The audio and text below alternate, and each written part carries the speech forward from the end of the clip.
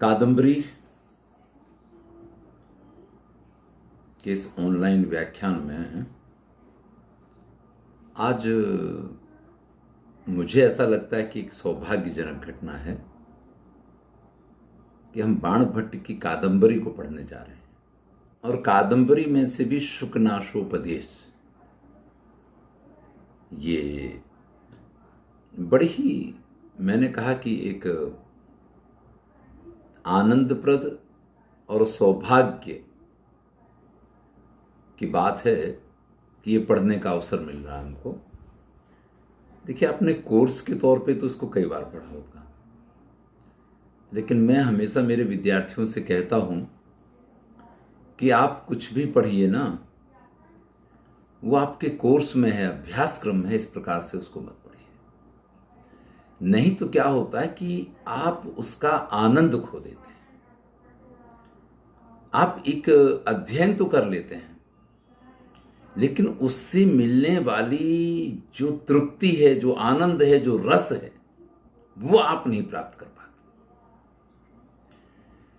मेरे चैनल पे बहुत सारे ऐसे विद्यार्थी हैं, मैं विद्यार्थी शब्द का प्रयोग आप लोगों के सामने कर लेता हूं, या बहुत सारे ऐसे दर्शक हैं या वीडियो देखने वाले हैं जो कादंबरी को पढ़ रहे हैं।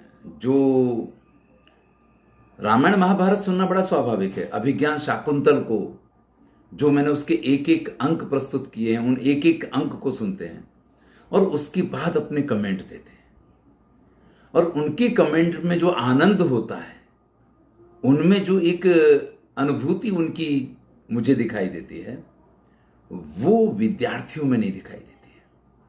क्योंकि विद्यार्थी हमेशा जब उसको सुनते हैं, जब पढ़ते हैं, तो एक अभ्यासक्रम के अनुसार पढ़ते हैं। तो कोशिश कीजिएगा कि अभ्यासक्रम के अनुसार नहीं, पर ये शुकनाशोपदेश है और किसी विशेष आशय से बाणभट्ट ने इसको प्रस्तुत किया है। क्योंकि कोई भी रचना हो, धर्मार्थ काम मोक्ष, इनमें से कोई एक या इन पुरुषार्थों की सिद्धि करना ही कवि और सर्जक का एक लक्ष्य होता है। चलिए, ज्यादा प्रस्तावना ना करके, क्योंकि कथानक आपसे कह चुके हैं, इसलिए कथानक को भी दोबारा प्रस्तुत नहीं कर रहा हूं। सुकनास चंद्रापीड़ से कहता है, तात चंद्रापीड़, ध्यान दीजिएगा, यहां आपको ये भी सीखना है, ये भी जानना है कि कोई बात अगर कहनी है, क्योंकि मैंने कहा था कि पीएचडी के विद्यार्थियों को कादंबरी आद्यंत पढ़नी चाहिए, और एक बार नहीं कई बार पढ़ोगे तो उतना अधिक सीखोगे। कि अगर हमें किसी से कोई बात कहनी तो उसकी पद्धति क्या हो सकती है। बाणभट्ट से सुंदर, मैंने कल कहा था कि वो व्यावहारिक ज्ञान को ज्यादा ध्यान देते हैं, उस पर ज्यादा भार देते हैं। तात चंद्रापीड़, संबोधन है, हे पुत्र चंद्रापीड़, विदित वेदितव्यस्य,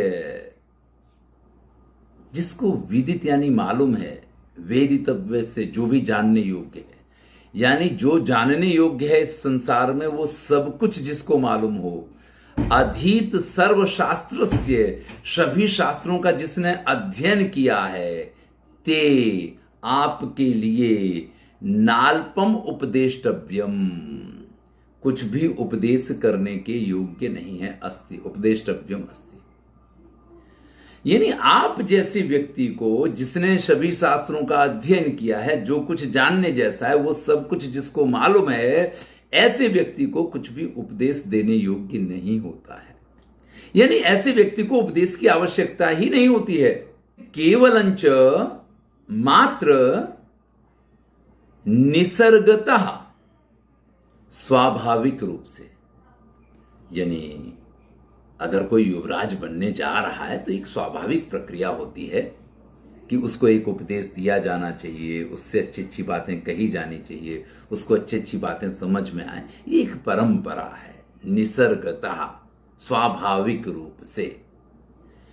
अभानुभेद्यम, जो सूर्य के प्रकाश से जिसको भेदित नहीं किया जा सकता है, ना लोक छेद्यम, और ना ही किसी प्रकाश से जिसका छेदन संभव है।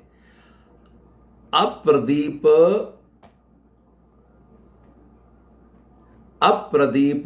प्रभास नेयम अति गहनम, जो प्रदीप यानी दीपक की प्रभा से अपनेयम, जिसको दूर नहीं किया जा सकता है, अति गहनम तमो, ये अति गहन जो अंधकार है, कौन सा अंधकार? यौवन प्रभवम, युवानी से जो उत्पन्न होता है।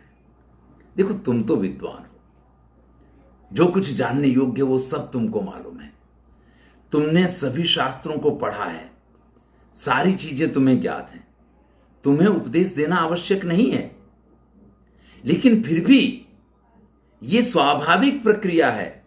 क्या स्वाभाविक प्रक्रिया है? कि यौवन प्रभवम, जब व्यक्ति की युवानी आती है तो उस युवानी में सूर्य भी जिसका भेदन नहीं कर सकता है, आलोक यानी प्रकाश जिसको काट नहीं सकता है, प्रदीप यानी दीपक की प्रभा जिसको दूर नहीं कर सकती है, इस प्रकार का गहन तम यानी कि अंधकार युवानी में उत्पन्न हो जाता है।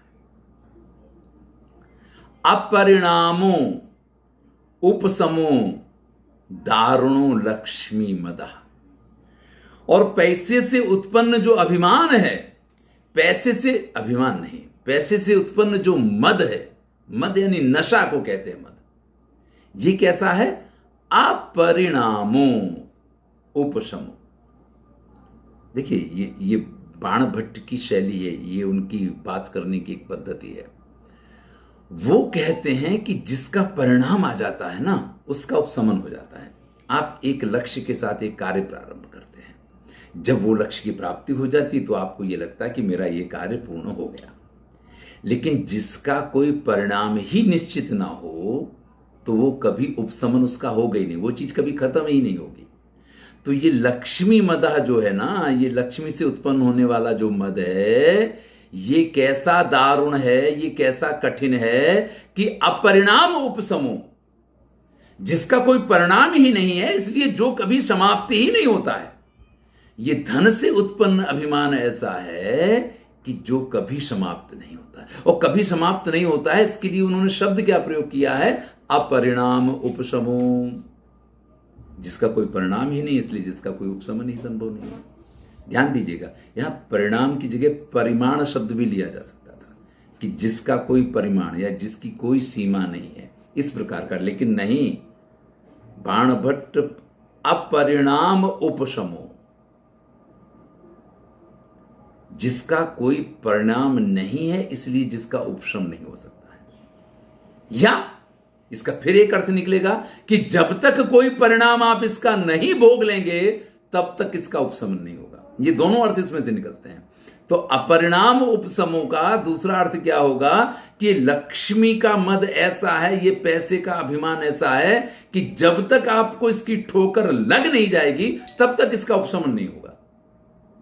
तो अपरिणाम उपशम शब्द का जब उपयोग करते हैं तो उसका एक अर्थ नहीं निकलता है, उसके दो दो अर्थ निकलते हैं। एक अर्थ ये कहता है कि ऐसा दारुण है ये मद कि इसका कोई सीमा परिधि, कोई इसके अंत का कारण नहीं है, इसलिए अंतहीन है, हमेशा ये अभिमान व्यक्ति में बना रहता है। और दूसरा अर्थ इसका यह भी होता है कि जब तक इसका परिणाम उसको नहीं मिलता तब तक इसका उपशमन नहीं होता। तो जब व्यक्ति को कोई ठोकर लग जाएगी, कोई परिणाम इसका मिल जाएगा, तब उसको मालूम पड़ेगा। तो फिर तो भाई ये दारुण हो गया ना, और कठिन चीज हो गई ना, कि कोई चीज ऐसी है कि कोई समझा दे, समझ में आ जाए। नहीं साहब, हमें तो ठोकर लगेगी तभी हम इस चीज को समझेंगे, तब फिर तो ये दारुण चीज हो गई ना। इसलिए कहते हैं, इस प्रकार का है, कष्टम अनंजन वर्ती साध्यम अपरम। कष्टम दुखकर, अनंजन वर्ती साध्यम अपरम। अनंजन, अंजन कहते हैं काजल को जो आंख में लगाया जाता है। तो ये तो जिस काजल को आंख में नहीं लगाया जा सके ऐसा ऐश्वर्य है, या आंखों से जिसको ना देखा जा सके ऐसा ऐश्वर्य रूपी ऐश्वर्यम तिमिरांधत्वम, ऐश्वर्य रूपी अंधकार जो अंध बना देता है। मतलब जिन आंखों में काजल लगाया जा सकता है उन आंखों से आप जो ना देख पाए वो अंधकार है।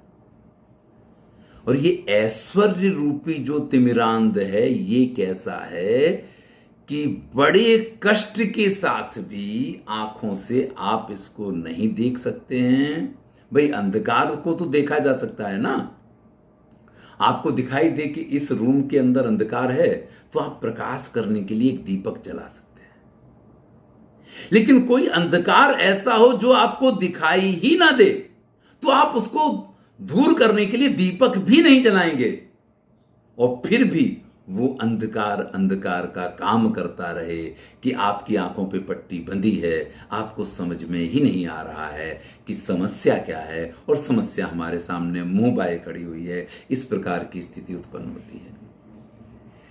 आशिशिरूप चार हार्या अतिथि व्रह।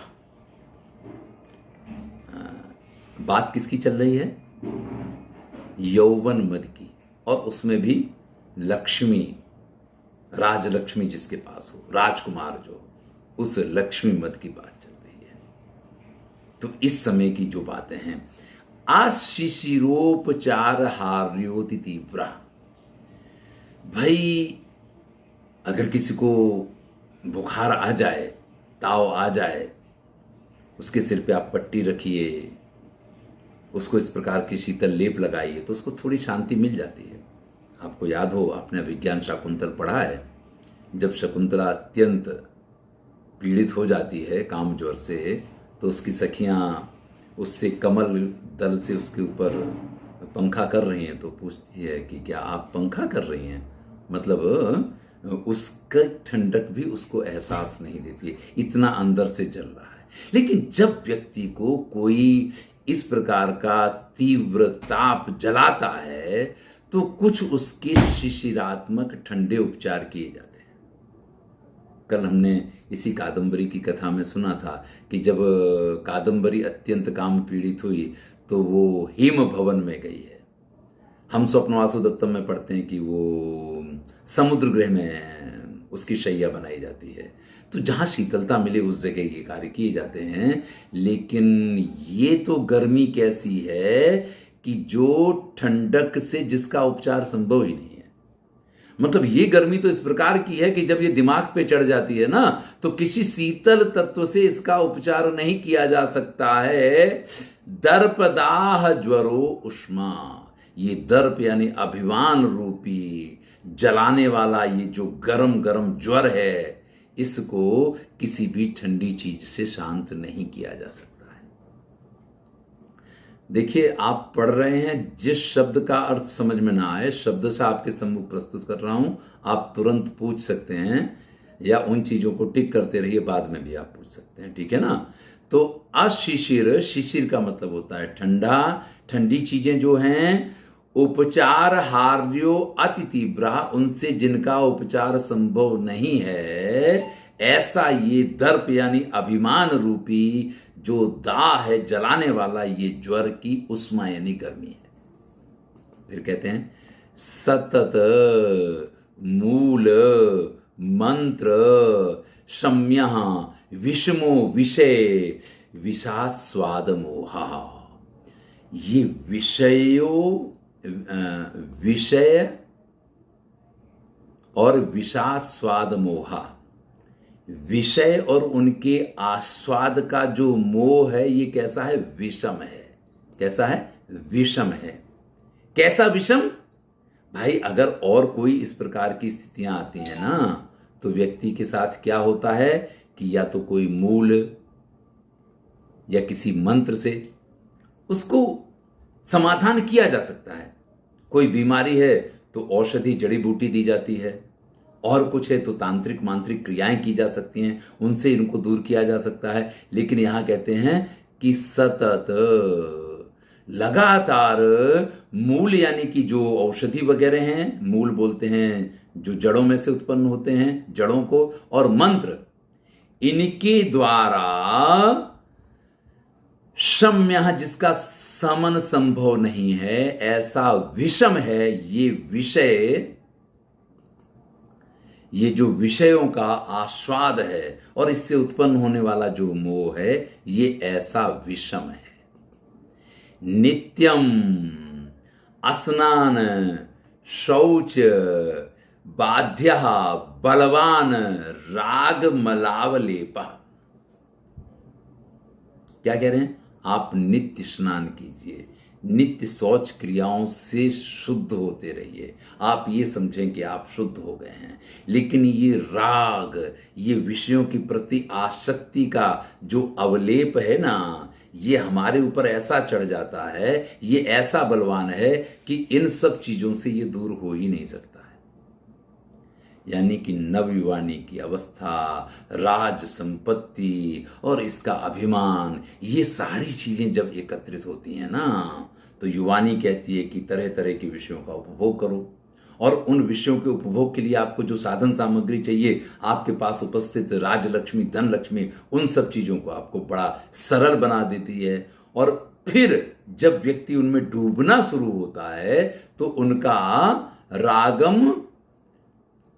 राग मल अवलेपा, तो वो राग का जो मल है उसका अवलेप यानी कि उसका जो आच्छादन है, जो आपके ऊपर वो चढ़ जाता है, वो इतना बलवान है कि नित्यम स्नान शौच बाध्या। आप चाहे जितना नित्य प्रति स्नान कर लें, शौच आदि क्रियाओं से निवृत्त हो लें, इससे वो कभी दूर होने वाला नहीं है। देखिए, शरीर पे उबटन लगाया जाता है जिसको अवलेप कहा जाता है संस्कृत में। ये उबटन जो है आदमी घिस के साफ करता है, जल से स्नान करता है और शारीरिक रूप से वो शुद्ध हो जाता है। लेकिन विषयों की आसक्ति रूपी उबटन जिसको लग गया है, उससे जो घिर गया है, वो फिर चाहे जितने स्नान करे, चाहे जितनी क्रियाएं करे, फिर उसमें से बाहर नहीं आ सकता है। अजस्रम अक्षपावसान प्रबोधा घोराचा राज्य सुख सन्निपात निद्रा भवती। अजस्र कहते हैं लगातार, क्रमशः एक के बाद जो प्रक्रिया चलती रहे, अजस्र। अक्षपावसान, देखिए, अगर कोई प्रक्रिया आपने शुरू की है, रात्रि पूर्ण होगी तो आपका वो स्वप्न पूरा हो जाएगा। दिन में आदमी जग जाता है, उन स्वप्न से बाहर आ जाता है। लेकिन ये तो क्या है कि अक्षपा अवसान प्रबोधा, न वो रात खत्म होगी और ना ही आप जागेंगे। ये ऐसी रात्रि है, ये मोहांधकार रूपी, ये दर्प और अभिमान और विषयों के आस्वाद का जो मोह उत्पन्न हुआ, ये इस प्रकार की प्रक्रिया है। राज्य सुख सन्निपात निद्रा भवती, राज सुख का सन्निपात, एक रोग होता है सन्निपात। जब व्यक्ति को कुछ मालूम नहीं पड़ता है, कुछ भी उल जलूल बोलता है ना, तो उसको कहा जाता है कि इसको सन्निपात हो गया है। तो राज्य सुख जब मिलता है ना व्यक्ति को, तो उसकी स्थिति इसी प्रकार की होती है कि उस निद्रा में व्यक्ति नींद में जैसे बोलता हो ना, इस प्रकार से कुछ भी, क्योंकि वो कभी इसमें से जगता ही नहीं है। इस ज्वर में से, इस अवलेप में से, इस मोह रूपी अंधकार में से वो बाहर ही नहीं आ सकता है। इत्यतः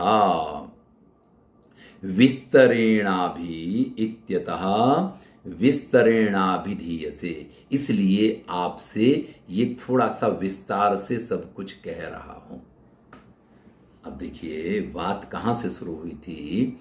बात यहां से शुरू हुई थी कि सुखनाथ कहते कि वैसे तो आपको किसी उपदेश की जरूरत नहीं है, क्योंकि आप सभी शास्त्रों को पढ़े हैं और जो वेदितव्य है उसको आप जानते हैं, जो जानने योग्य है उसको आप जानते हैं, इसलिए आपको किसी उपदेश की जरूरत नहीं है। लेकिन एक स्वाभाविक प्रक्रिया है कि व्यक्ति पे जब युवानी आती है तो एक तरफ विषय उसको खींचते हैं, ऊपर से राजलक्ष्मी यानी राजमद उसको प्राप्त हो जाए, तो ये दोनों चीज मिलकर के उसको ऐसा बना देते हैं कि जिसका कोई न तो शीतलता से उस गर्मी को उतारा जा सकता है, न जड़ी बूटियों से मंत्रों से उसको दूर किया जा सकता है, न रात पूरी होने से जैसे व्यक्ति का स्वप्न टूट जाए उसके बाद तो वो जाग जाए, ऐसा भी नहीं होता है। इसलिए जरा तुमसे विस्तार से ये बात कह रहे हैं। क्या कहते हैं? गर्भेश्वर्यत्व अभिनव यौवनत्वम अप्रतिम रूपत्वम अमानुष शक्तिंचेति महतीयम खलु अनर्थ परंपरा। गर्भैश्वर्य, जन्म से ही पैसे वाला होना। कुछ लोग कहते हैं कि मुंह में सोने की चम्मच लेके पैदा हुए, यानी उन्होंने किसी चीज की इच्छा की नहीं कि उससे पहले उनकी वो इच्छा पूर्ण की जाएगी, और नहीं की गई तो जिद करके अपनी इच्छा पूर्ण करवा लेंगे, लेकिन उनकी इच्छा जरूर पूर्ण होगी। चाहे एक बार माँ बाप ना भी बोल दें, लेकिन उनकी इच्छा पूर्ण की जाती है। तो ऐसे लोग जो होते हैं इनको गर्भैश्वर्य कहते हैं कि जन्मजात ये ऐश्वर्यशाली है।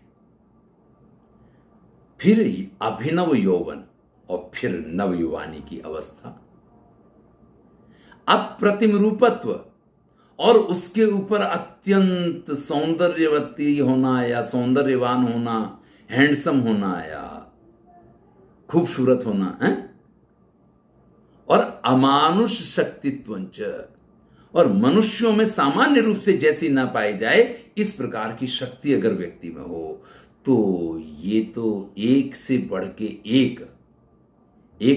एक क्या है? क्या कहा था? देखिए, हम पूरा पेज नहीं देख पाते। महतीयम खलु अनर्थ परंपरा, ये तो पूरी अनर्थ के लिए एक लंबी परंपरा है।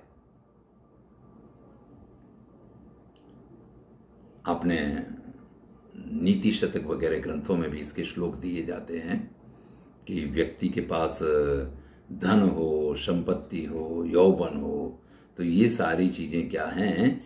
एक ही कप्य विनाशाय, एक एक चीजें ही। देखिए, शायद यहाँ कहीं वृत्ति भाग में दिया होगा इन्होंने, कहाँ ये गर्भेति आया, गर्भात, हाँ यहाँ पे तो ये लिखते हैं। हाँ देखिए, यहाँ पे दिया है, यौवनम धन संपत्ति प्रभुत्वम अविवेकिता। यौवनम धन संपत्ति प्रभुत्वम अविवेकिता एकैकप अपि अनर्थाय किमु यत्र चतुष्टयम। अरे भाई, इसमें से एक एक चीज भी हो ना किसी के पास, कि गर्भ से ऐश्वर्यशाली हो तो हमेशा उसकी जिदें पूरी करती रहीं, उसके माँ बाप ने उसकी जिदें पूरी की हैं, तो स्वभाव से ऐसा हो जाएगा कि हर बात में जिद करेगा, तो वही बिगड़ने के लिए पर्याप्त है गुण। नवयुवानी किसी में आ जाए तो नवयुवानी में खुद में इतने दोष होते हैं कि वो व्यक्ति बिगड़ सकता है। जो बहुत सुंदर होता है ना, उस व्यक्ति में भी बिगड़ने की पूरी पूरी संभावना होती है। मैं कई बार पढ़ाते हुए कहता हूं कि सुंदर होना गुनाह नहीं है, लेकिन अगर आप शीशे के सामने खड़े रहते हैं और आपको यह एहसास हो गया है कि आप बहुत सुंदर हैं, तो यह आपकी सेहत के लिए हानिकारक है। नवयुवानी में ऐसा कई बार होता है। और उसके बाद अमानुष शक्तित्व, अत्यंत पराक्रमी होना, और तुम में तो ये सारे गुण हैं। अरे इनमें से एक गुण भी किसी व्यक्ति में हो तो विनाश के लिए पर्याप्त है।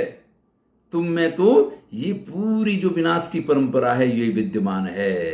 तो सर्वा विनयानाम अशेष आयतनम किमुत समवाया, वही बात कह रहे हैं। सर्वा विनयानाम, इनमें से सभी एक एक चीज, आयतन विनाश का कारण है। इनमें से एक एक चीज विनाश के लिए पर्याप्त कारण है। किमुत समवाया, जहां ये सभी चीजें विद्यमान हो उसके बारे में तो क्या कहा जा सकता है, यानी उसकी तो क्या दशा हो सकती है। यौवनारंभे चा प्रायः शास्त्र जल, यौवन के आरंभ में प्रायः ऐसा होता है कि शास्त्र जल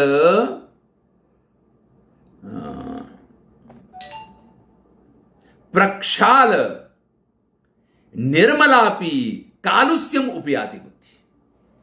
देखिए कई बार क्या होता है कि ये अवस्था ही ऐसी है कि इस अवस्था में किसी की बुद्धि को अच्छी तरीके से धो पोंछ के साफ किया गया हो, प्रक्षालित किया गया हो, निर्मल बना दी गई हो, तो भी कई बार क्या होता है, कालुष्यम उपयाति, उसमें कुछ दोष आ जाया करते हैं। मतलब कई बार ऐसा है कि आप ये देख सकते हैं, घर परिवार में भी कोई बातें ऐसी देखने को आपको मिल सकती हैं, या आसपास की परंपराओं में ऐसा देखने को मिल सकता है कि एक बालक है, हर तरीके से आज्ञाकारी है, वो हर चीज में पूरी घर की मान मर्यादा परंपरा सबका ख्याल सब चीजों को रखता है या रखती है, लेकिन कोई एक कार्य उसके जीवन में ऐसा होता है जो उसको इन चीजों से बिल्कुल अलग कर देता है, क्योंकि ये उम्र ऐसी होती है, इसकी सारी बातें इस प्रकार की होती हैं। तो यहां कह रहे हैं कि कई बार अच्छी तरीके से प्रक्षालित की गई बुद्धि हो, वो भी कालुष्य को, उसमें भी दोष आ जाया करते हैं। अनुचित धवलतापि सरागैव भवति यूनारिष्टि। बड़ी सुंदर बात कर रहे हैं कि अनुचित धवलापि, जो वास्तव में एकदम धवल है, स्पष्ट है, स्वच्छ है, निर्मल है, फिर भी यूनारिष्टि, जो नवयुवानी है, उसकी दृष्टि जो है सरागैव भवति, वो तो अलग लाल रंग की होती है। सरागैव, राग का अर्थ है प्रेम, यानी जिसमें कोई दोष नहीं हो। मैंने आपसे कहा ना कि सभी प्रकार के गुणों से युक्त और किसी भी प्रकार का दोष का उसमें होना असंभव हो, और फिर भी युवानी में कई बार ऐसा है कि कोई एक घटना ऐसी बन जाए कि वो दोष उसके अंदर आ सकता है, क्योंकि ये उम्र में दृष्टि ही इस प्रकार की होती है, उसमें राग ही इस प्रकार का होता है, और उसमें जो व्यक्ति निर्णय करता है वही निर्णय उसको सबसे सही, सटीक और सच मालूम होता है। अपहरितिजा वात्येव शुष्क पत्रम समुद्भूत रजो भ्रांति अति दूरम। और ऐसी स्थिति में क्या होता है, सब कुछ अच्छा है, सब कुछ सुंदर है, लेकिन वो एक उसकी जो रागपूर्ण दृष्टि है, अपहरति जवात्येव, जैसे वायु किसी चीज को, किसको, शुष्क पत्रम, सूखे पत्ते को उड़ा के ले जाती है, इसी प्रकार से वो युवानी जो है उसको अपने घर परिवार परंपरा संस्कृति सामाजिक मान मर्यादाओं इन सब से दूर उड़ा के ले जाने की क्षमता रखती है। कौन सी? वो सरागैव दृष्टि, युवानी की वो प्रेम पूर्ण जो नजर है उसकी, वो उसको इन सब चीजों से, मान मर्यादाओं से, सबसे इस प्रकार से दूर ले जाने की शक्ति रखती है। वात्येव शुष्क पत्रम, जैसे वायु किसी सूखे पत्ते को उड़ा ले जाने की हिम्मत रखती है। समुद्भूत रजो भ्रांति अति दूरम, और जब धूल उड़ती है, धूल की डमरियां उड़ती हैं, जब गोल गोल चक्कर उड़ता है, जब आंधी आती है, तो ये युवानी रूपी अंधकार की आंधी में व्यक्ति की आंख में रजकण इस प्रकार से पड़ते हैं कि फिर उसको कुछ समझ में नहीं आता है, उसकी आंखें एकदम बंद हो जाया करती हैं। समुद्भूत रजो भ्रांति, जिसकी आंखों में रज पड़ गई हो, इससे जो भ्रांति उत्पन्न हो गई हो, अति दूरम आत्मेच्छया यौवन समय पुरुषम, फिर व्यक्ति की इच्छा नहीं चलती है, आंखें बंद हैं, फिर तो जहां जिस प्रकार से आत्मेच्छा प्रकृति ही, उसकी जो जवानी का स्वभाव है, वो जहां उसको ले जाता है वहां वो जाती है। समझ लीजिएगा, फिर से इस बात को समझ लीजिए कि सारी अच्छी अच्छी बातें विद्यमान होने पर भी यहां लिखा है अनुचित धवलता भी, जिसका कोई दूसरा उपमान आपको ना मिले, इस प्रकार की धवलता यानी स्वच्छता, निर्मलता जिसमें विद्यमान है उस युवान में भी उसकी दृष्टि भी सरा गई, वो राग युक्त ही होती है। और ये जो राग युक्त दृष्टि है वो उसको समाज, संस्कृति, सभ्यता, सारी मान्यताएं, इन सब से अपहरती, दूर ले जाती है। अने आत्मच्छेद, अपनी इच्छा के अनुसार उससे व्यवहार करवाती है। कैसे? जैसे पवन सूखे हुए पत्ते को उड़ा के ले जाती है, जैसे आंख में रजकण पड़ जाए ना तो फिर व्यक्ति देख नहीं पाता है और फिर उसी प्रकार से वो व्यवहार करता है अंध की तरह, ऐसी स्थिति हो जाती है। यह है बाणभट्ट की शैली, एक ही बात को कितने तरीके से प्रस्तुत करते हैं। और देखिए, इंद्रिय हरिण हारिणी चा सततम अति दूरंत्यव उपभोग मृग तृष्णिका नव यौवन कसाई होना चाहिए, कसाई तात्मनश्चे सलिलानीव तान्यव विषय स्वरूपाणि आस्वाद्यमानानि मधुर तरण्यानि पतंती मनसः। चलिए, क्या कहते हैं? उपभोग मृग तृष्णिका। जैसे मृग तृष्णा है ना, जल होता है, नहीं जल नहीं होता है, जल जैसा दिखता है। आपने ऐसे मरुस्थल देखे हों, ऐसे रण प्रदेश देखे हों तो एक अलग बात है। समुद्र के किनारे कभी पहुंच जाइए, दोपहर का समय हो तो आपको ये दिखाई देगा कि बस जल ये यहाँ पे है, और पता चला कि वो समुद्र की रेती वहाँ पे है, और आप दूर तक चलते चले जाएं, पता चला 2 किलोमीटर के बाद आप पानी के पास पहुंचे जाके, तो वो रेती भी आपको समुद्र के जल की तरह दिखाई देती है। और रेती इस प्रकार से, क्योंकि समुद्र के किनारे हवा चलती ही रहती है, तो वहाँ पे रेती भी ऐसी ऊंची नीची हो जाती है हवा से, तो आपको यही मालूम पड़ेगा जैसे कि समुद्र की लहरें ही हैं वो। तो ये जल कैसा होता कि जो जल नहीं होता जल हमें दिखाई देता है। आपको और कुछ एहसास हो ना हो, लेकिन रोड पे आप जाते हो, गर्मी के दिन हो, तो कई बार रोड पे ऐसा दिखता है दूर अगर आप देखें कि जैसे पानी वहां भरा हुआ है। मृग को जब प्यास लगती है तो वो मरुस्थल में, रेती में, जैसे कि जल का तालाब भरा हो, इस प्रकार से उसको देख करके और उस जल को पीने के लिए जिस प्रकार से दौड़ता है, इधर से उधर भागता रहता है। यहां कहते हैं इंद्रिय हरिण हारिणी, इंद्रिय रूपी हिरण को हारिणी खींच के ले जाने वाली, सततम अति दूरंत्यव, बहुत दूर तक, जहां से वापस आने की संभावना नहीं होती है, जहां एक बार गए तो फिर गए। उपभोग मृग तृष्णिका, ऐसे ये उपभोग का जो मृग जल है ना, मृग तृष्णिका का अर्थ हम यहां कर रहे हैं मृग जल। मृग जल कैसा है? जो है नहीं लेकिन आपको ये प्रतीत होता है।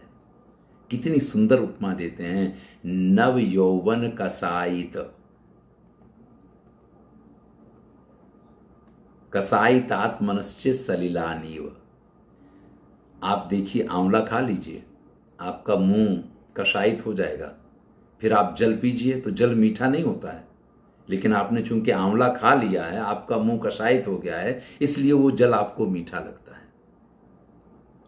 बाणभट्ट कह रहे हैं कि अपना मुंह कषायित हुआ, इस वजह से सलिलानीव तान्यव विषय स्वरूपाणी मधुर तराणी, जैसे वो जल मधुर एकदम मीठा लगता है, जैसे किसी ने शरबत बना के पिलाया हो। जल का कोई वैशिष्ट्य नहीं है। आपका मुंह कषायित था, आपने आंवला खाया है, इसलिए आपके मुंह का टेस्ट ऐसा हो गया है कि जब आप उस पानी को पीते हैं तो वो पानी आपको मीठा लगता है। इसी प्रकार से ये जो मृग तृष्णिका है, इसके पीछे नव यौवन रूपी कसायित आपकी नवयुवानी है। विषयों में तो कुछ है ही नहीं। वो कहते हैं कि नशा शराब में होता तो नाचती बोतल, अरे भाई, अगर शराब में नशा होता तो बोतल भी नाचने लग जाती ना।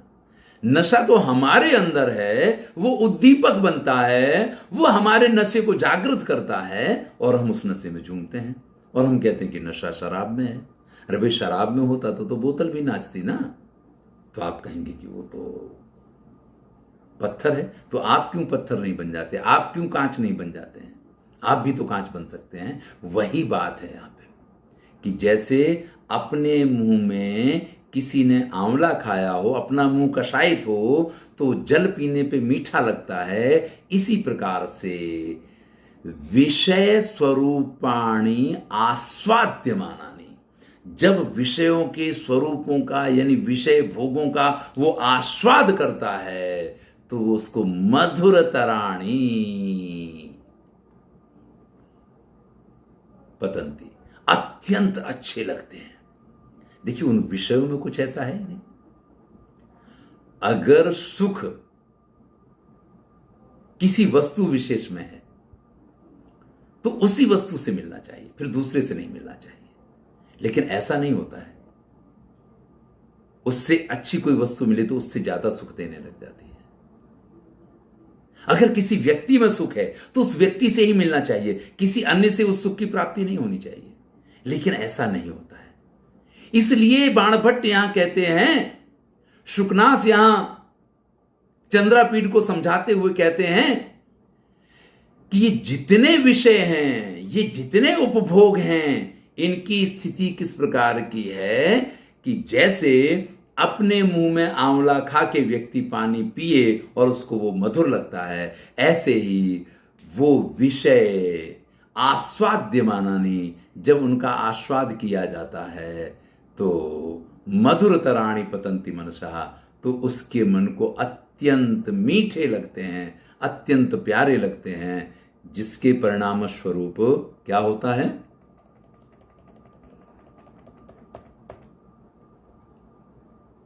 नास्यति च दिग्मोह इवोन मार्ग प्रवर्तकः पुरुष अत्यासंगो विषयेषु। उसका मन जो है उसमें डूब जाता है, आसक्त हो जाता है, मन अपने निर्णय करने में अक्षम हो जाता है। दिंग मोहा, जैसे किसी को दिशा भ्रम हो गया हो। इवोन मार्ग प्रवर्तकः, फिर उसको ये मालूम नहीं पड़ता है कि वो किस मार्ग पे जा रहा है, फिर तो किसी भी मार्ग पे चल पड़ता है। इसी प्रकार से वो व्यक्ति पुरुषः अति अत्यासंगो विषयेषु, विषयों में अत्यंत आसक्त हो जाता है, फिर निर्णय करने की शक्ति उसके पास नहीं रह जाती। जैसे दिग्मोह जिसको हो गया हो, दिशा भ्रम जिसको हो गया हो, और वो व्यक्ति दिशा निश्चय ना कर पाए, फिर किसी भी दिशा में चल पड़ता है, सोचता है नहीं चलो अब यार इसी तरफ चल के देख लेते हैं, क्या होगा देखा जाएगा। मैं आपको एक सत्य घटना बताऊं, सूरत जहां मैं रहता हूं उससे थोड़ा सा दूर हजीरा है, हजीरा जगह पड़ती है और वहां समुद्र है। तो पहली बार, काफ़ी छोटा था जब मैं शायद 10th में पढ़ता था या 12th में पढ़ता था, तब की बात है, समुद्र देखने के लिए मैं और मेरा एक कजिन, हम दोनों लोग गए। तो ये वही अनुभव बता रहे हैं कि ऐसा लग रहा था कि पानी यहाँ भरा हुआ है। अब जब हम गए तब तो चले गए, लेकिन जब वापस आए तो वापस आने के लिए चारों तरफ खाली बबूल के पेड़ ही पेड़ थे। अब हम जब वहां से समुद्र से किनारे की तरफ चले तो अब हमको ये पता नहीं था कि हम कहाँ जा रहे हैं। एक अंदाज था कि हमें यहाँ जाना है, और जब हम निकले जाके तो हम जहां से चले थे वहां से 2 किलोमीटर दूर अंदर जंगल में पहुंचे जाके, और फिर वहां जाकर के लोगों से पूछा कि हमें भाई इस जगह पे जाना है, तब लोगों ने वो रास्ता बताया, तब हम वहां पहुंच पाए। तो ये दिशा भ्रम। अब देखिए, वहां पे तो न जंगल था न कुछ था, लेकिन पूरी रेती इस प्रकार की थी कि उस रेती में आपको मालूम ही नहीं पड़े, सारी दिशाएं एक जैसी हैं। आप किस दिशा से किस पॉइंट से चल के आए हैं, वहां या तो आप झंडा लगा के आओ, दूर से आपको झंडा दिखाई दे कि भैया हमें यहाँ जाना, तो आप वहां पहुंचोगे, नहीं तो आप पहुंच ही नहीं पाओगे। तो जब दिग्मोह उत्पन्न हो जाता है तो जैसे व्यक्ति को मार्ग नहीं दिखाई देता है, ऐसे ही इन विषयों में, कैसे विषयों में? इन विषयों में कोई ताकत नहीं है। जैसे स्वयं आंवला खाया हो और अपने मुंह में पीने पे वो पानी मीठा लगता है, ऐसे ये विषय उस व्यक्ति के मन को इस प्रकार से घेर लेते हैं कि इनकी आसक्तियों में डूबा हुआ व्यक्ति जो है वो दिंग मोहित जैसा हो जाता है। उसको मालूम ही नहीं पड़ता है कि उसको क्या करना क्या नहीं करना। भवादृशा एव भवन्ति। अब क्या कह रहे हैं कि भवादृशा एव भवन्ति भाजनानि उपदेशाना। आप जैसे लोग ही होते हैं जिनको उपदेश दिया जा सकता है। अब देखिए ये परंपरा है, आप मंत्री हैं, राजकुमार को उपदेश दे रहे हैं, आपको उस मर्यादा का भी ख्याल करना है, लेकिन फिर भी आपको उपदेश भी देना है और उपदेश देने के साथ साथ उनको बुरा ना लगे इस चीज का ख्याल भी रखना है। तो नहीं, आप जैसे श्रेष्ठ व्यक्ति ही उपदेश पाने के अधिकारी होते हैं। ये उपदेश हर किसी को नहीं दिया जाता है। अपगत मले ही मनसी स्फटिक मणि मणाविव। भाई जिसका अपगत मल मनसी हो, जिसका मन जो है मल से अपगत हो, यानी जिसके मन में किसी भी प्रकार का मल विद्यमान ना हो, गंदगी ना हो, स्फटिक मणाविव, स्फटिक मणि की तरह जिसका मन एकदम क्लियर है, स्वच्छ है, निर्मल है, रजनी कर गभस्तयो, चंद्रमा की किरणें उसी में विशंति, जिस प्रकार से प्रवेश करती हैं उसी प्रकार से। फिर से ध्यान दीजिएगा, स्फटिक मणि की तरह जो निर्मल होती है उसी में चंद्रमा की किरणें प्रवेश कर सकती हैं। इसी प्रकार से जो मन जो हैं मल से रहित होते हैं, स्वच्छ होते हैं, सुखेन उपदेश गुणाः, उन्हीं को सुखपूर्वक उपदेश दिया जा सकता है। यानी आपका मन निर्मल है, आपका मन स्फटिक मणि की तरह एकदम स्वच्छ है, और हमारा ये जो उपदेश है ये चंद्रमा की चांदनी की तरह, चंद्रमा की ज्योत्सना की तरह, उसकी किरणों की तरह है, और ये तुम्हारे जैसे स्फटिक मणि की तरह स्वच्छ हैं जिनके मन, उसी में सुखपूर्वक ही इस उपदेश को दिया जा सकता है, उसी में ये ज्योत्सना प्रवेश कर सकती है।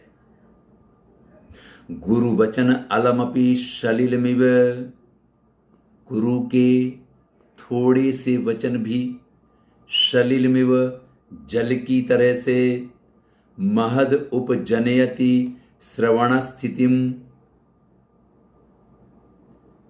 सूल, यानी गुरु के द्वारा कहे गए थोड़े से वचन भी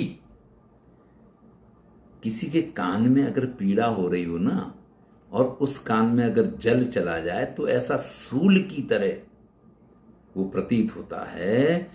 इसी प्रकार से जो लोग निर्मल मन वाले नहीं होते हैं, गुरु के द्वारा दिया गया थोड़ा सा उपदेश भी उनके कानों में शूलम अभव्यस्य, कांटों की तरह, शूल की तरह, कांटा तो छोटा शब्द है, शूल तो भाले की जो नोक होती है उसको बोला जाता है, इस प्रकार से चुभता है। इतरस्य तु करिण इव शंखाभरण मानन शोभा समुदय अधिकतर उपजनयति। और जो दूसरे लोग होते हैं, देखिए यहां हस्ती शास्त्र यानी हाथी से संबंधित विद्या का ज्ञान है तो ही इन चीजों का अर्थ समझ में आएगा।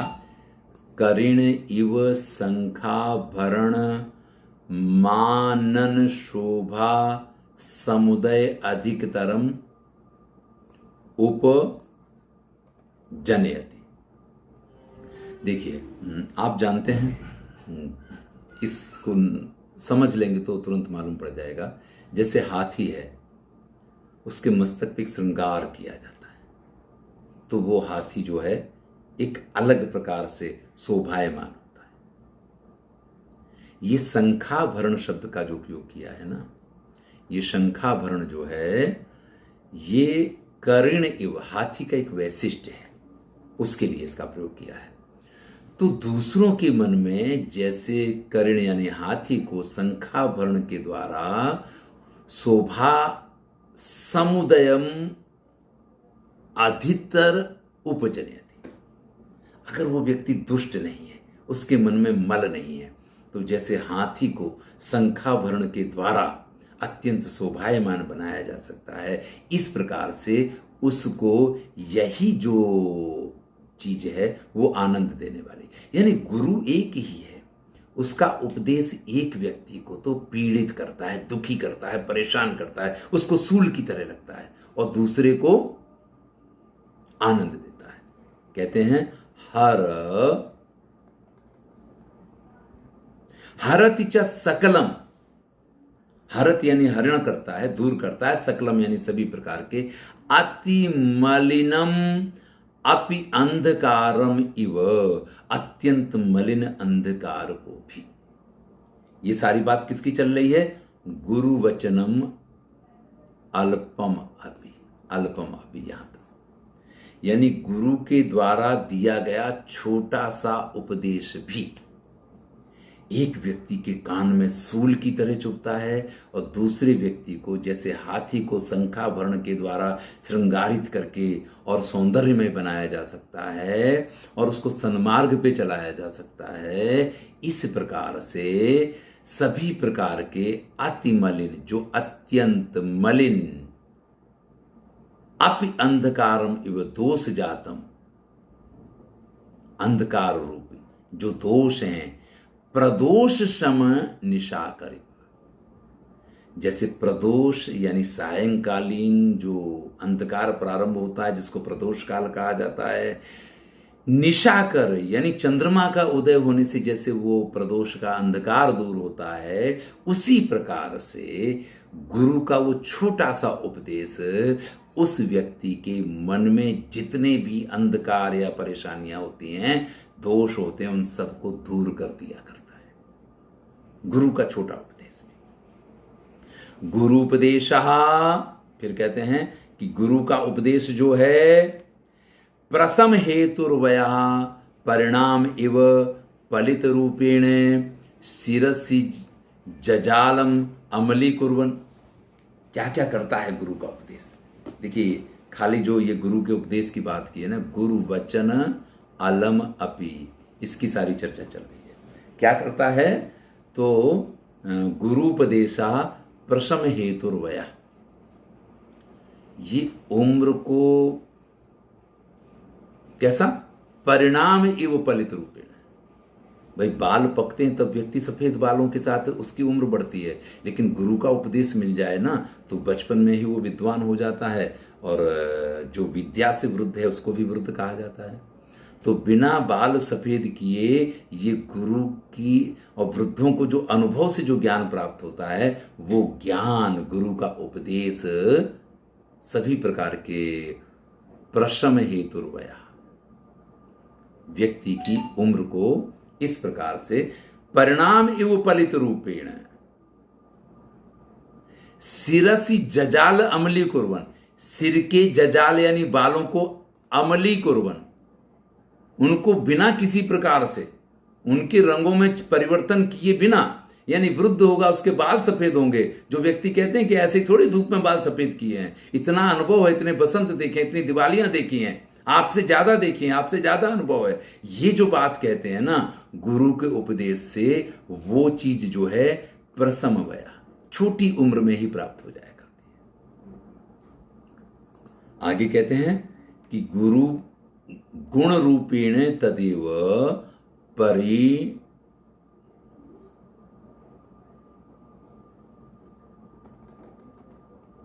परिणमयति, और वही गुरु रूपेण परिणमयति, वही भार कारण, क्या क्या मतलब वही उसको श्रेष्ठ बनाने के लिए पर्याप्त है। अयमेव च अनास्वादित विषय रसस्य ते काल उपदेशस्य, भाई आपको उपदेश देने का यही योग्य समय है। क्यों है? अयमेव, यही, चा अनास्वादितस्य विषय रसस्य, जिसने विषय रस का आस्वाद नहीं किया है, अभी आप इस माया जंजाल में नहीं पड़े हैं, इसलिए इस समय आपको ये उपदेश दे देना बड़ा अच्छा योग्य समय है। एक बार जो इस विषय के जंजाल में पड़ गया ना, फिर तो आप उसको समझाने की कितनी भी कोशिश कर लो, फिर उसकी समझ में आने वाली बात नहीं है। अयमेव च, यही समय है अनास्वादित विषय रसस्य, जिसने विषय रस का आस्वादन नहीं किया है, ऐसे ते यानी तुम्हारे लिए उपदेश से काला, उपदेश देने का योग्य समय। कुसुम सर सर प्रहार जनित जरिते ही हृदय जलमिव गलति उपदिष्टम। भाई कुसुम सर सर प्रहार जर्जरित, कामदेव के बाणों से जिसके हृदय में पहले ही छेद हो चुके हैं और जिसका हृदय जर्जरित हो गया है, उसके हृदय में जैसे जर्जरित पात्र में आप जल भरेंगे तो लोटे में जल भरा जाता है, किसी छन्नी में, जिसको गुजराती में गरनी कहते हैं ना, उसमें पानी नहीं भर सकते हैं। और कामदेव के बाणों से जिसका हृदय बिंद चुका है, जिसमें छेद हो चुके हैं, उसमें अगर आप ये उपदेश रूपी जल भरेंगे ना, तो क्या होगा? गलति उपदिष्टम। तो वो उपदेश तो कहां बह के चला जाएगा पता ही नहीं चलेगा, उसकी कोई असर नहीं होने वाली है। कालिदास ने भी लिखा है, मेघदूतम में एक पंक्ति आती है, ज्ञाता स्वादु विवृत जगनाम को व्यातुम समर्था। वो कहते हैं कि जिसको इसका आस्वाद मिल गया है, जिसने विषय रस का आस्वाद कर लिया है, ऐसा कौन व्यक्ति होगा जो खुली जांघ वाली स्त्री को छोड़ करके चला जाए? विवृत जगना को भी आत्म समर्था, कौन छोड़ के जा सकता है? अब जिसको टेस्ट ही नहीं मालूम, जिसको इस चीज का आनंद ही नहीं मालूम है, उसको तो कोई फर्क नहीं पड़ता है। लेकिन जिसको इसका अर्थ मालूम है, जिसको इसका, तो भैया एक बार कामदेव के बाण से जिसका हृदय जर्जरित हो गया हो ना, उसके हृदय में डाला गया जल जैसे छेद वाले पात्र में डालने से वो जल बह जाता है, गलति उपदिष्टम। उसी प्रकार से वो उपदेश भी गलति यानी बह जाया करता है। अकारणंच भवति दुष्प्रकृतिर अन्वयः श्रुतम वा विनयस्य।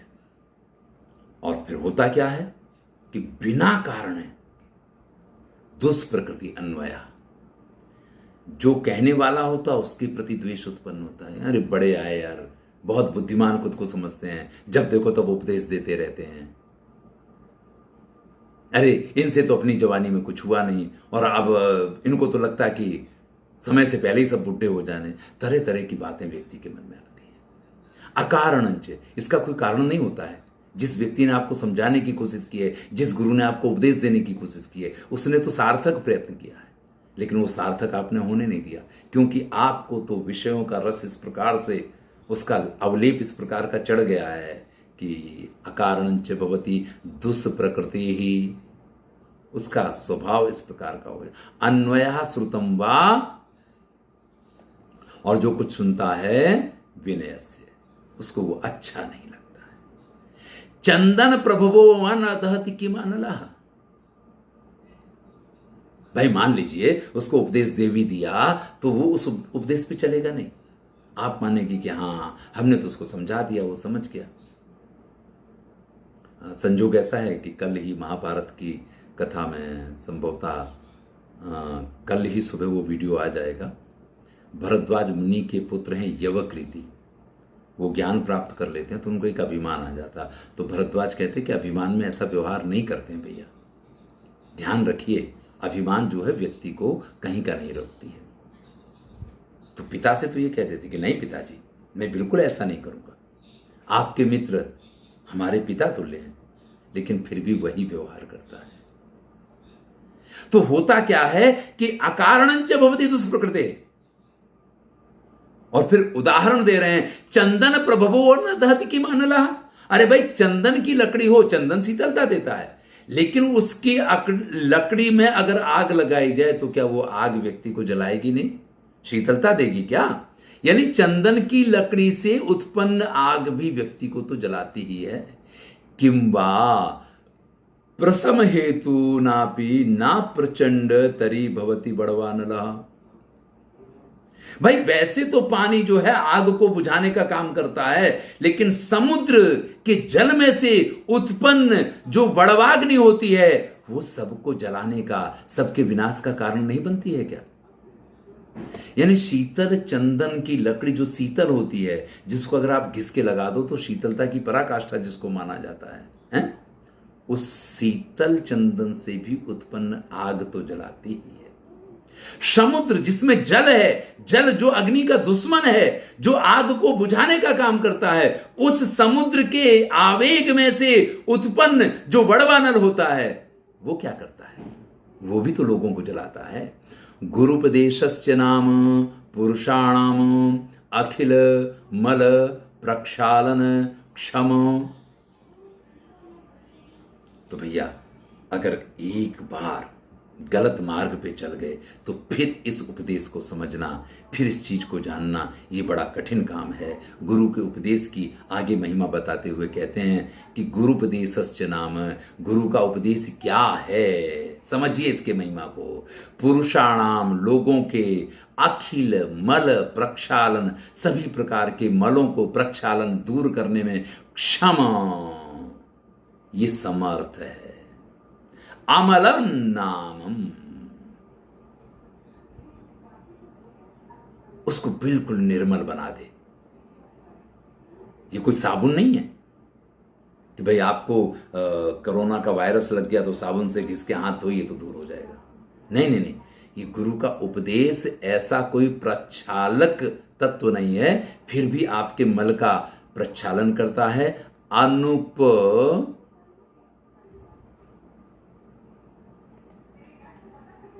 अनुपजात पलितादि रूप अजरम वृद्धत्वम। भाई आपके बाल बाल सफेद नहीं करेगा, लेकिन फिर भी आपको वृद्धत्व प्रदान कर देगा। यानी बिना सफेद बाल हुए आपको वृद्ध बना देगा, यानी आपको ज्ञान वृद्ध बना देगा।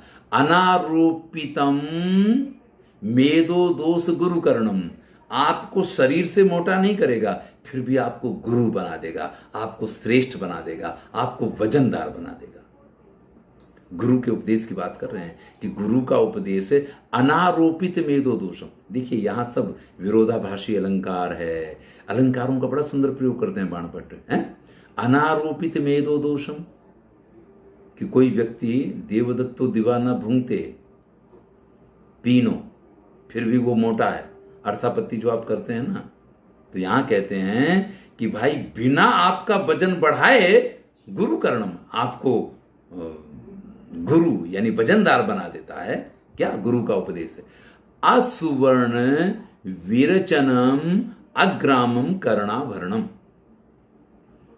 सोने से जो नहीं बना है, जो स्पष्ट रूप से अग्रामम, कुछ आभूषण ऐसे होते हैं जो स्पष्ट दिखाई देते हैं, तो सोने का बना हुआ कर्ण का आभूषण तो स्पष्ट दिखाई देगा, लेकिन जो स्पष्ट नहीं दिखाई देता फिर भी आपके कर्णों का आभूषण बनता है। क्या? गुरु का उपदेश है। अतीत ज्योति आलोका, अत्यंत तीव्र ज्योति का जो प्रकाशक है।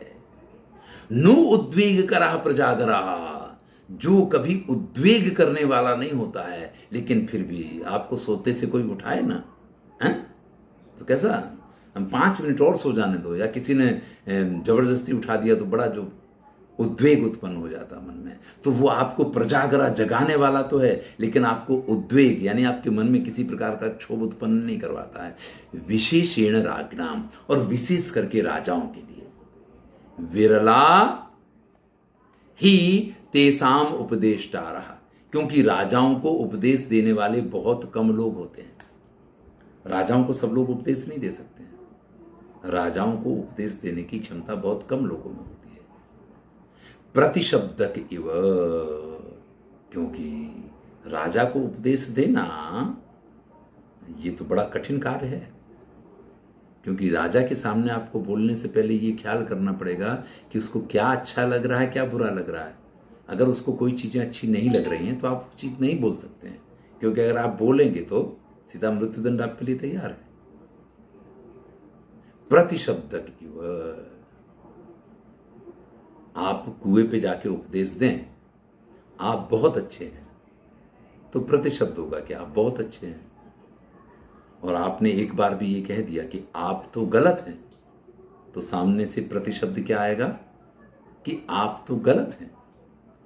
तो भैया राजा के पास जाकर के जब आप उपदेश देंगे ना, तो वहां तो आप अच्छा अच्छा बोलेंगे तो अच्छा अच्छा आपके पास वापस आएगा। लेकिन आपने एक भी उनका दोष निकाल दिया तो समझ लीजिए कि समस्या खड़ी हो गई।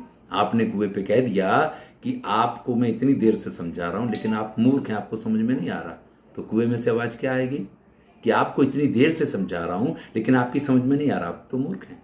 वही चीज वापस आती है। इसलिए कहा प्रतिशब्द राज वचन अनुगच्छति जनो भयात। राजा जो कुछ कहता है लोग उसके पीछे पीछे भयात भयबस चलते हैं। यानी लोगों को इतना डर लगता है, राजा ने जो कहा वही बस। राजा ने कहा कि दिन है तो दिन है, रात है तो रात है, भयबस लोग उसके पीछे चलते हैं। उद्दाम दर्प स्वयथु स्थगित श्रवण विवरश्चा उपदिश्यमानमपि न ते शृण्वन्ति।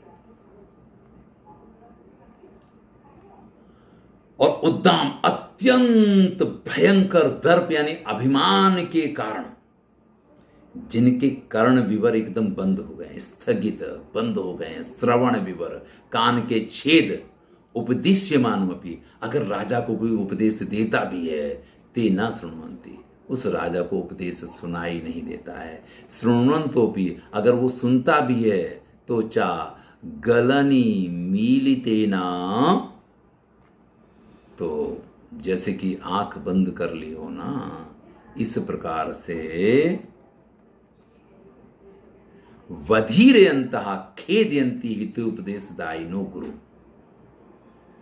वो जो हित का उपदेश करने वाले गुरु हैं उनको वधीरयन्तो खेदयन्ति, या तो उनको परेशान करेगा, उल्टा सीधा बोलेगा उनके प्रति, और या हो सकता है कि उसका वध ही कर दिया जाए, उसको मृत्युदंड ही दे दिया जाए।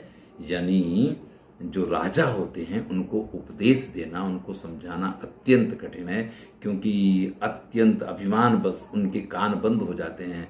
फिर कोई उनको समझा ही नहीं सकता है, कोई समझाने का प्रयत्न करता है तो उसकी ये दशा होती है। अहंकार दाह ज्वर मूर्छा अंधकारिता व्योहला ही राज प्रकृति।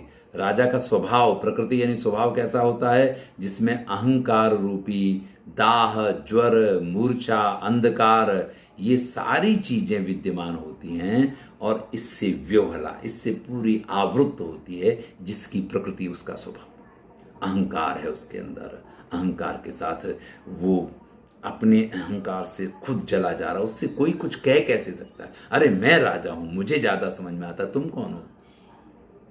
कहते हैं हमारे यहाँ गुजराती में कहावत है कि राजानी आगड़ અને गधेड़ानी पाछड़ ना चलाए। राजा के आगे आप नहीं चल सकते, गधे के पीछे नहीं चल सकते। गधे के पीछे चलेंगे तो वो लात मारेगा, और राजा को तो ये अच्छा ही नहीं लगता कि कोई उससे आगे चले। तो भैया क्योंकि अहंकार उसको जो है वो मूर्छा रूपी अंधकार इससे व्याप्त होता है। अलीकाभिमानोन्माद कारणी धनानि, मान का उन्माद करने वाली जो उसके पास धन संपत्ति राजलक्ष्मी वैभव ये सब उसको सीधे रास्ते पे चलने नहीं देते हैं। अलीका अभिमान, झूठा अभिमान करवाने वाली, उन्माद कारणी जिसको उन्माद हो जाए, इस प्रकार की धन संपत्तियां होती हैं। राज विष विकार तांद्री, तंद्री प्रदा राजलक्ष्मी। राजलक्ष्मी कैसी होती है, राज्य विष विकार तंद्री प्रदा। राज्य रूपी विष है, और उस विष का परिणाम क्या है कि जिसको वो विष दे दिया जाए वो तंद्रा में, एक नशे की हालत में, आधा जागा आधा सोया। तंद्रावस्था कैसी होती है, अर्ध जागृत अवस्था होती है। इस प्रकार की दशा में ये राजलक्ष्मी लोगों को पहुंचा देती है। फिर न तो वो सुनने के लायक रहते हैं, न वो समझने के लायक रहते हैं। तो तुम राजा बन जाओ, उससे पहले तुमको ये उपदेश दे देना, ये तुम्हारे लिए योग्य समय है, ये इसका अर्थ हुआ। तो आज इतना ही देख सकते हैं, समय पर्याप्त हो गया मेरे ख्याल से। हाँ देखिए 9:15 होने जा रहे हैं, तो बस मैंने कहा ना आपसे कि अगर शब्दशः पढ़ेंगे तो इसी प्रकार से समय लगेगा। संभवतः आपको आनंद तो आ रहा होगा और समझ में भी आ रहा होगा।